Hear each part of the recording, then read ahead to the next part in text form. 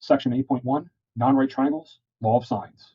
In this section, we're going to focus on non-right triangles. We call such triangles oblique triangles. When we are asked to solve an oblique triangle, this means we are trying to find all three sides and all three angles of the triangle. There are quite a few different scenarios of given information for oblique triangles. In order to solve the triangle, I need to know 3 out of the 6 different measurements of that triangle. The following 4 scenarios will always yield us a unique solution if such a triangle exists. The first is what we call the SAS, or side angle side. This is where we know 2 sides of a triangle and the angle between them. There's the SSS, or side-side-side triangle, where we know all 3 sides of the triangle. SAA, which is side angle angle. This is where we know 2 angles and 1 side that is opposite to one of the angles. There's also ASA.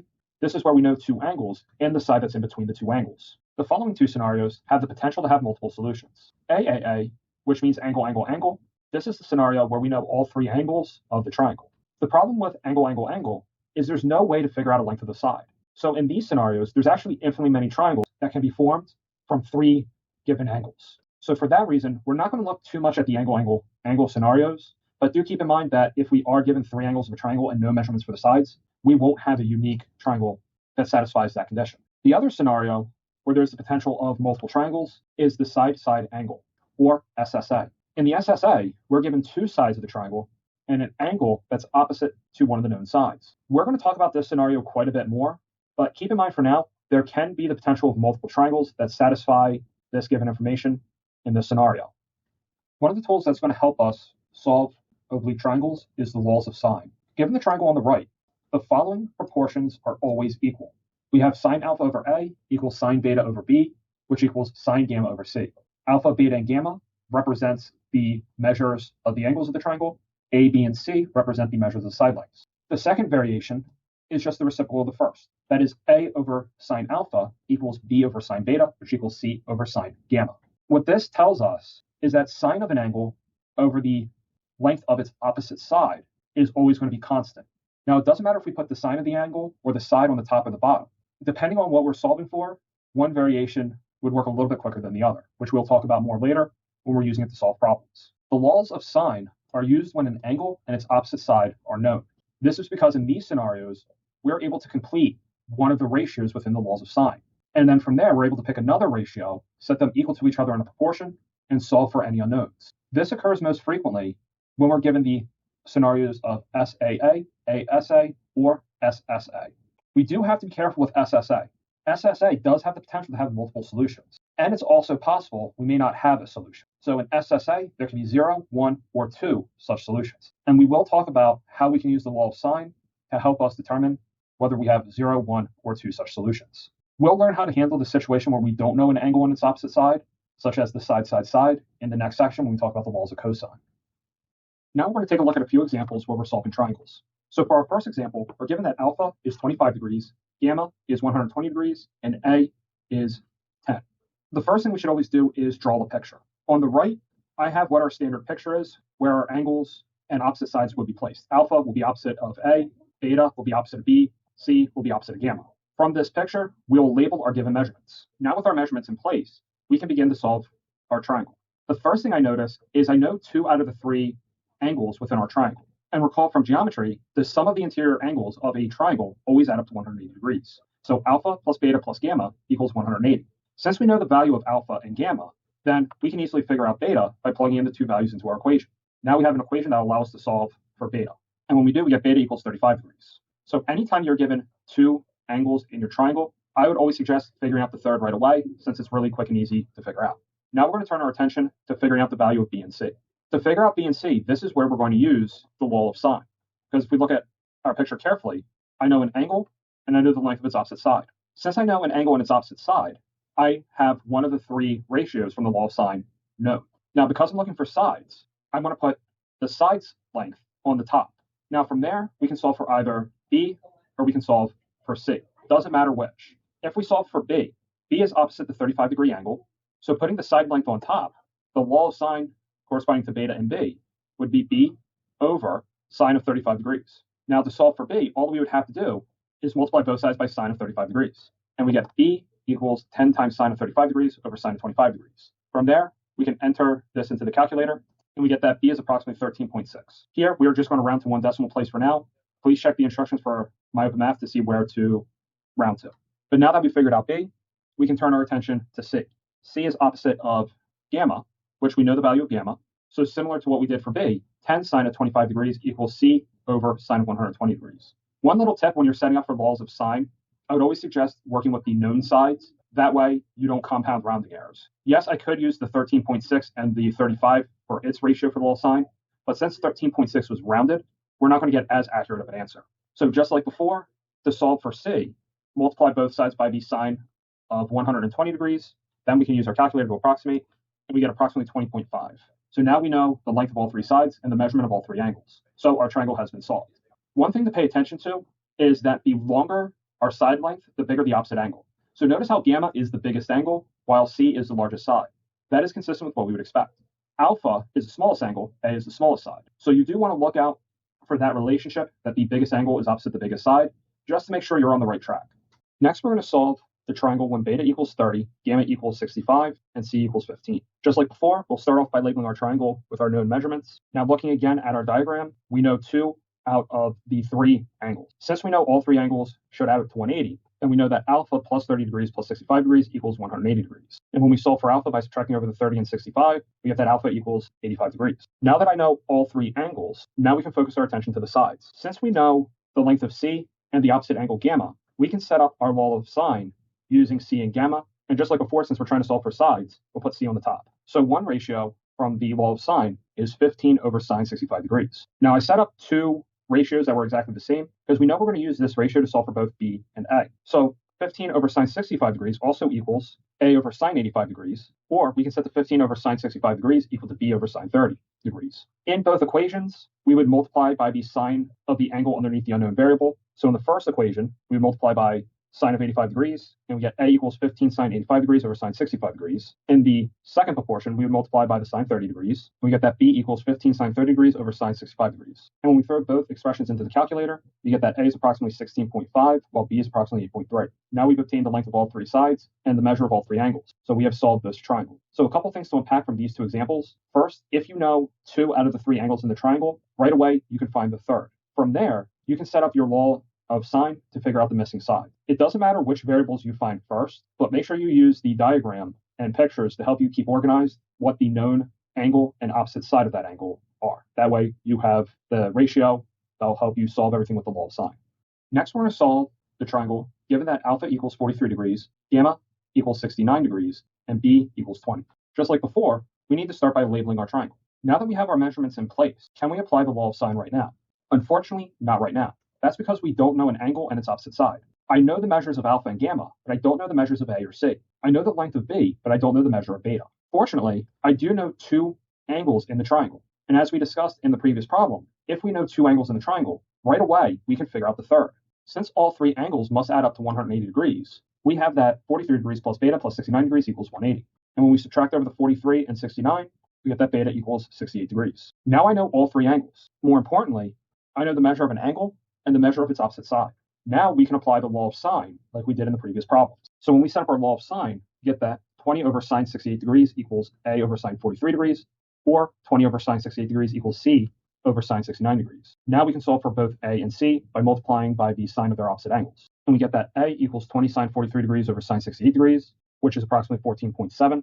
And we get c equals 20 sine 69 degrees over 68 degrees, which is approximately 20.1. Now we can see we know the length of all 3 sides and we know the measure of all 3 angles, and our triangle is solved. Now we're going to solve the triangle given that beta equals 60 degrees, gamma equals 25 degrees, and a equals 20.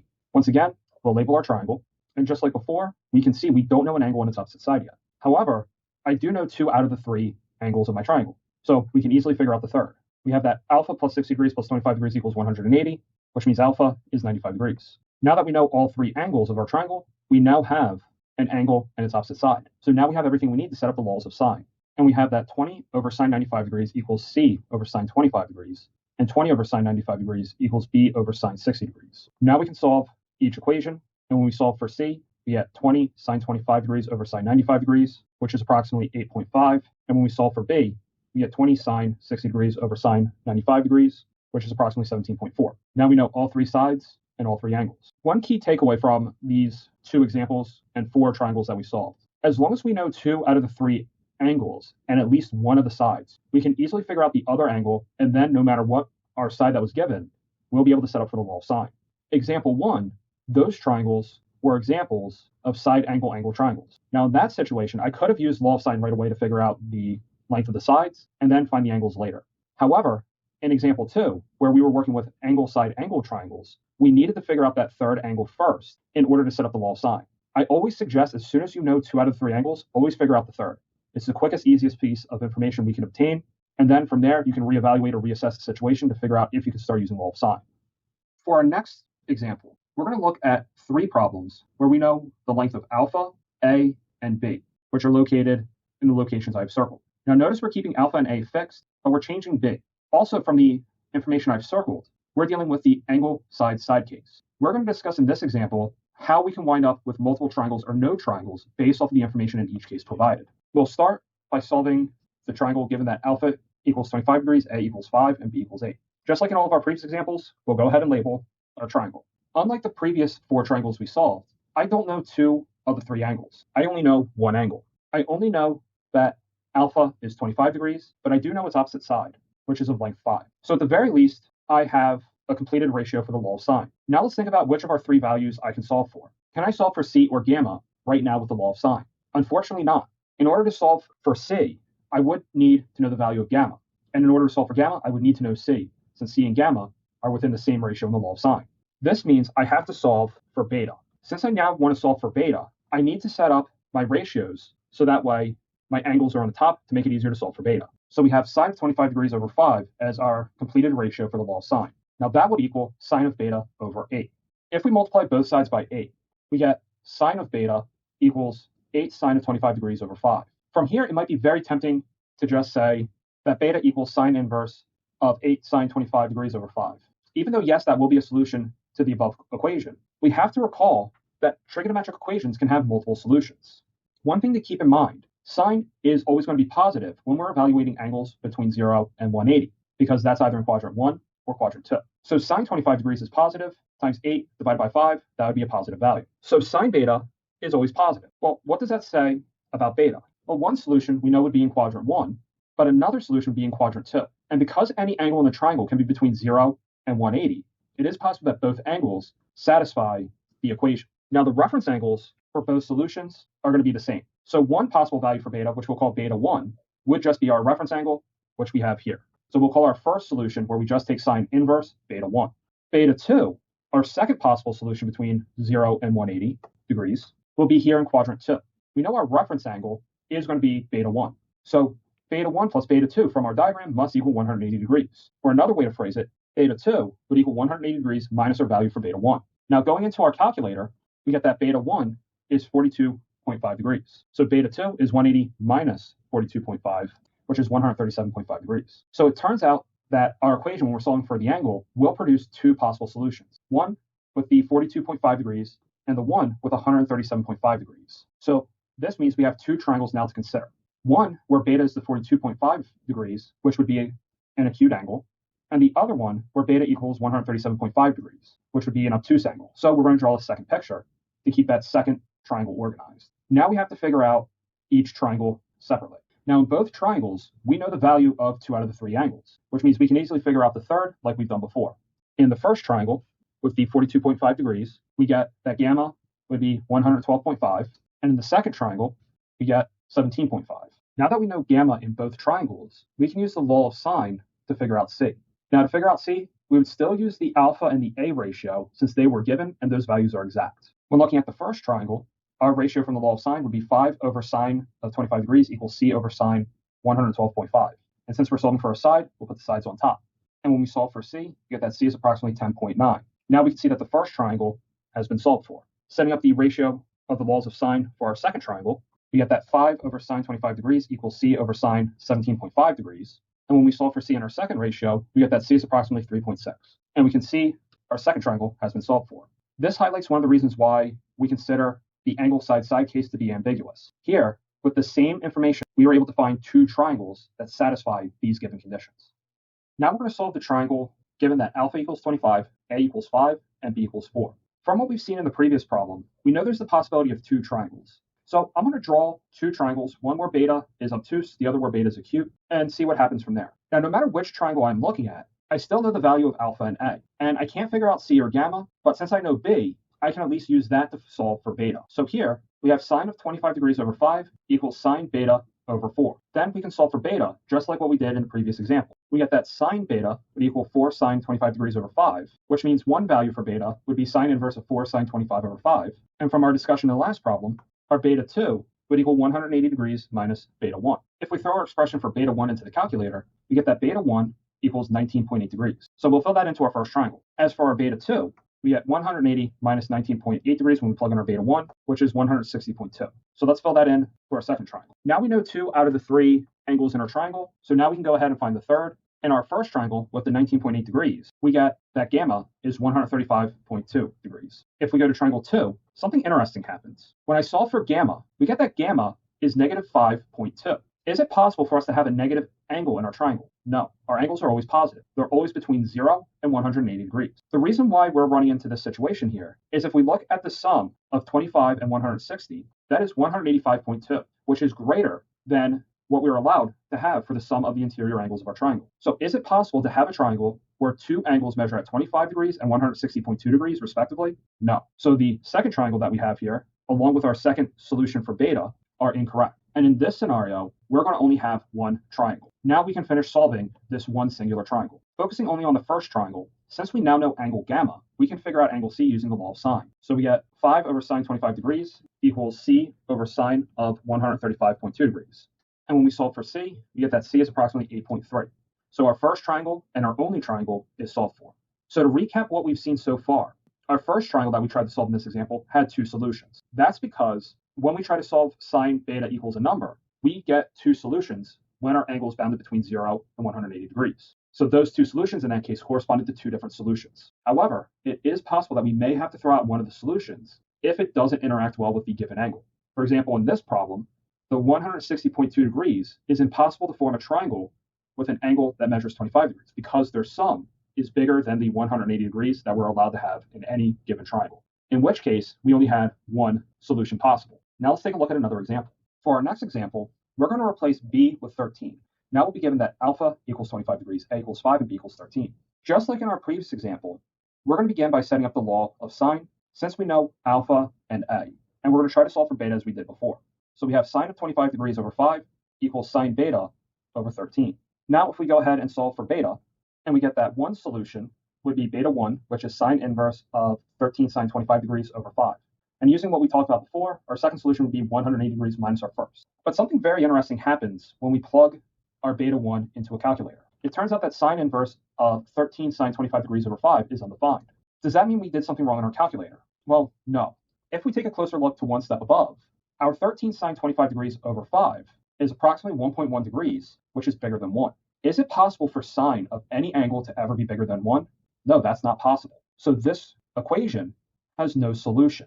So it's impossible to find a beta that satisfies this proportion. So is this triangle possible? No. So in this case, there is no triangle. So from what we've seen, it's possible for the side-side angle scenario to have either two solutions, one solution, or no solution. No solution occurs when our given ratio has no solution to begin with, which means when we isolate the sine beta or the sine of the unknown angle we're trying to solve for, we get sine beta is greater than 1, which is impossible since sine beta is between 0 and 180 degrees. Or, as we've seen in the first example, we can have two solutions because in general, if our equation with sine beta has a solution, it has two, one in quadrant 1 and quadrant 2.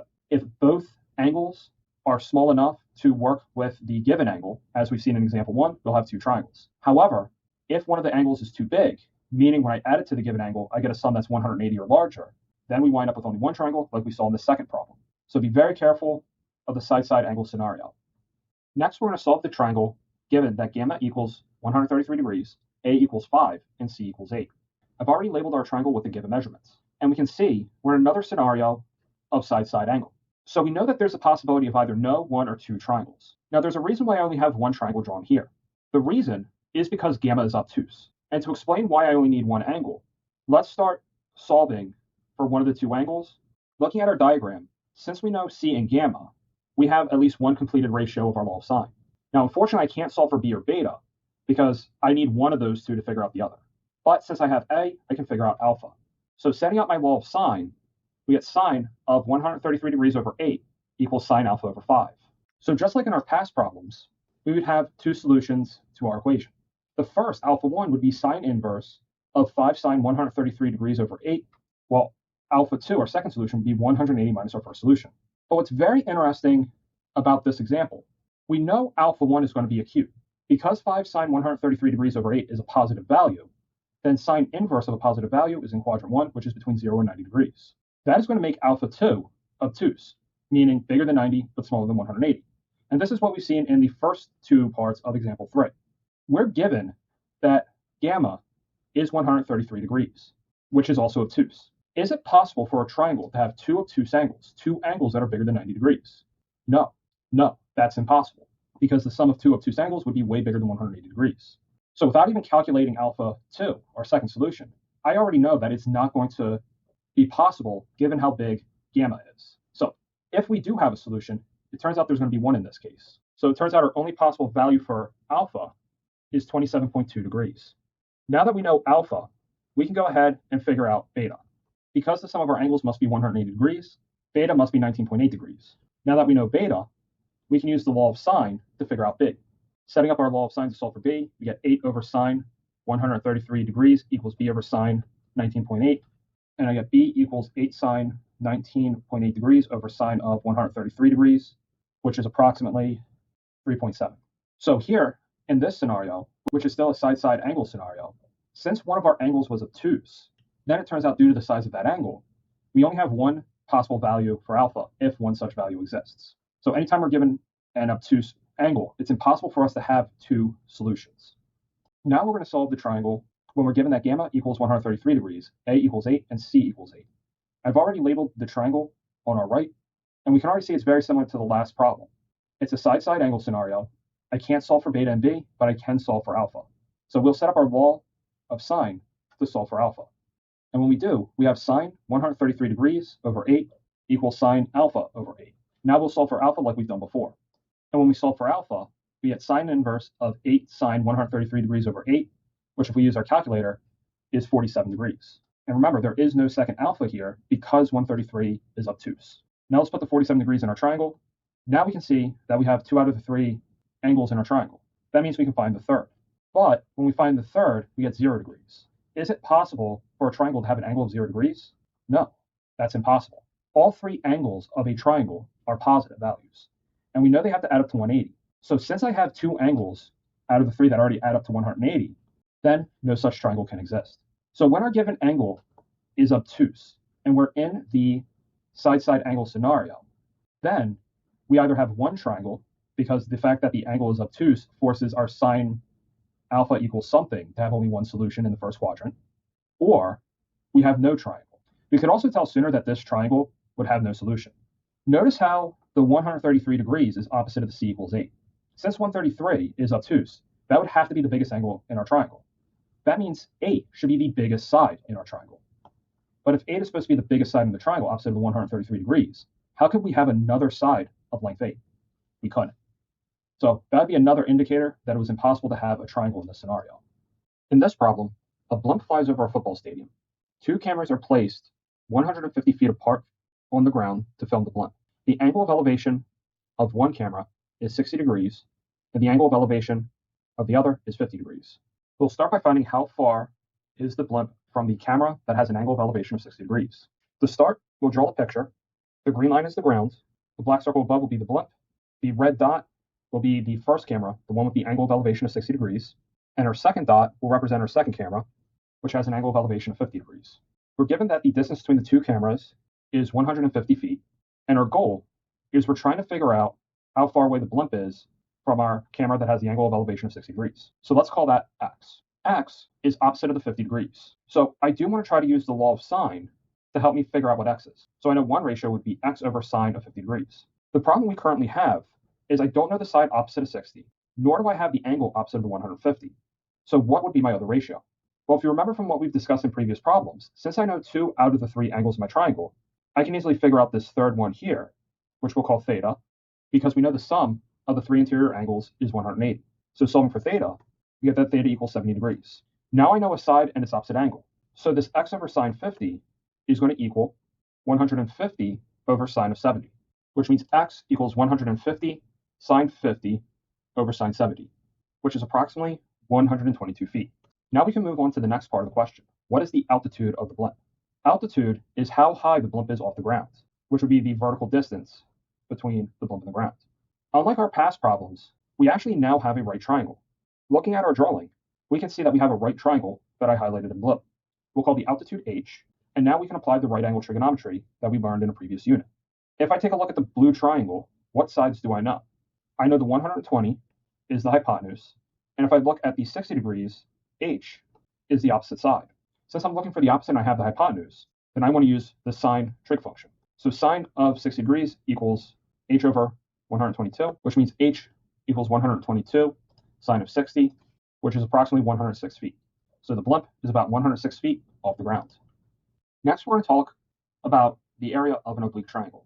In geometry, we're taught that the area of the triangle is 1/2 base times height, where the height is the distance between the point opposite of the base and the base itself. Thanks to our studies of right angle trigonometry, we can write the height of our triangle in terms of sine. The height makes a right triangle that I've highlighted in orange. And we see here, alpha is one of the angles that is in both the original triangle and the right triangle. C would be the hypotenuse, and h would be the opposite side.